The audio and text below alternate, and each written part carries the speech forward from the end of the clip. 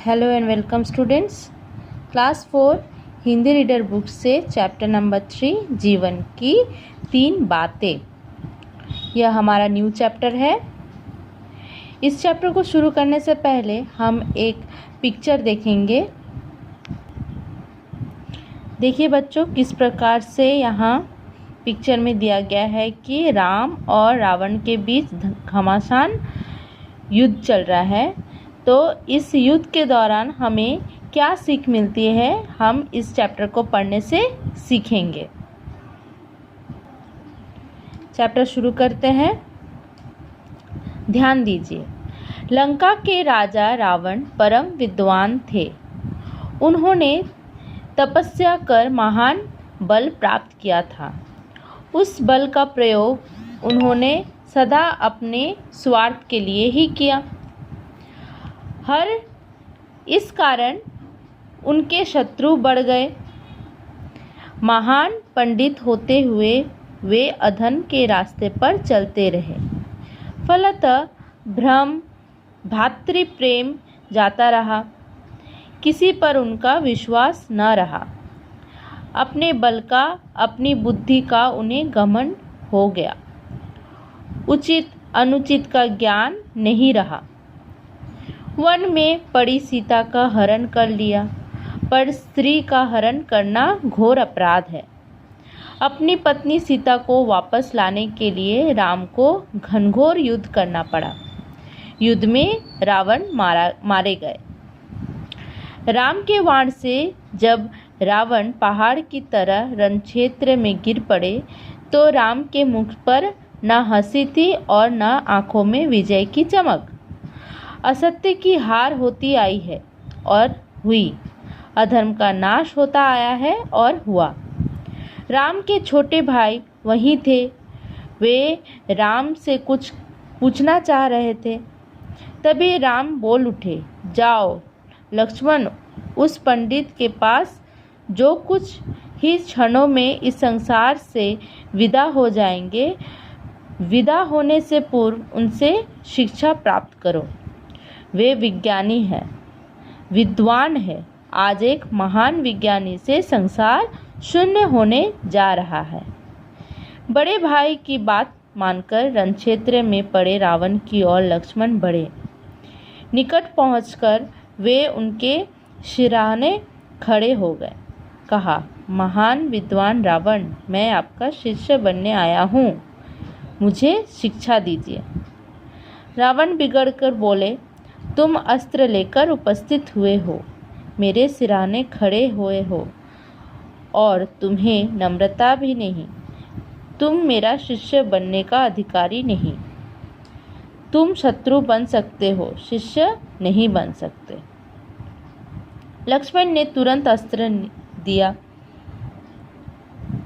सिरहाने छोड़कर वे पैरों के पास आ गए और नम्रता पूर्वक प्रणाम करते हुए कहने लगे, महाराज, मुझे माफ करे और विद्या दान दे।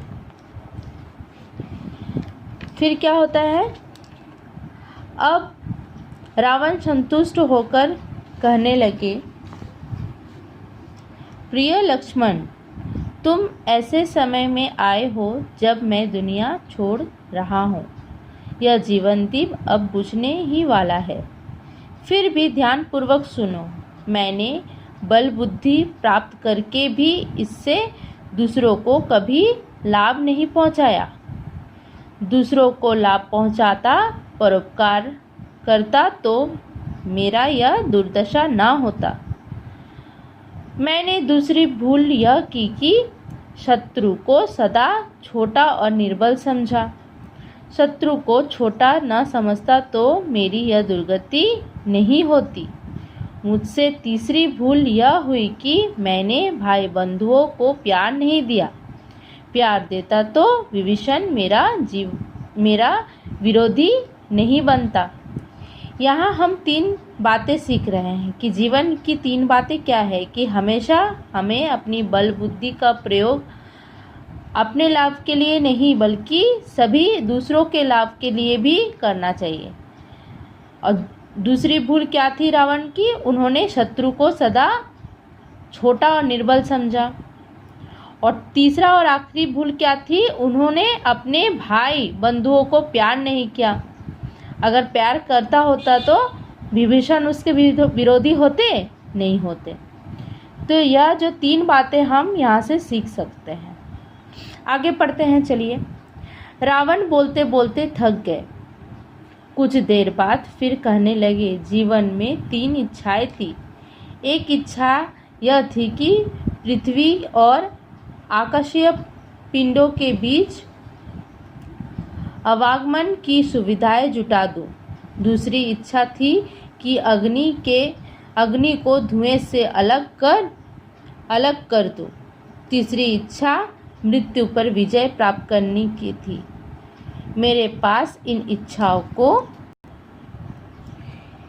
पूरा करने के सभी साधन थे, किंतु मैं सदा यही सोचता रहा कि जल्दी क्या है, यह काम कल कर लूँगा। वह कल तो नहीं आया, पर मेरा काल आज आ गया। अतः तुम्हें शिक्षा देता हूँ कि तुम आज के काम को कल के लिए कभी न छोड़ना। अपने शत्रु को कभी छोटा न समझना और अपनी शक्ति या विद्या को परहित में सदा लगाते रहना। इतना कहते कहते रावण की आंखें सदा के लिए बंद हो गई। तो बच्चों, आपको इस चैप्टर में समझ में आया रावण किस प्रकार जब उनको राम बाण मारकर उसको घायल कर दिया था और वो मृत्यु के घर पहुंच गए थे, तभी वह जाते जाते लक्ष्मण को क्या शिक्षा दी कि कभी भी काम को अधूरा ना छोड़ना। जो कल करोगे उसे आज करना है और अपने शक्ति और विद्या को हमेशा परहित के हितों में लगाना है। ठीक है। और दूसरों को कभी छोटा नहीं समझना है कि हम अति शक्तिशाली हैं और दूसरा कुछ नहीं कर सकता। तो हमें दूसरों को भी एक समान देखना है। ठीक है। आप इस चैप्टर को अच्छे से पढ़िए और अच्छा से समझना है। अभी शब्दार्थ करेंगे। शब्दार्थ में क्या है? परम मतलब बहुत अधिक और अत्यंत। पंडित मतलब शास्त्र जानने वाला। अनुचित जो उचित ना हो। वैज्ञानिक मतलब वैज्ञानिक। वैज्ञानी मतलब वैज्ञानिक। अस्त्र का मतलब क्या है? फेंक कर चलाया जाने वाला हथियार। दुर्गति मतलब बुरी गति या खराब हालत। काल मतलब मृत्यु। परहित मतलब दूसरों की भलाई या परोपकार।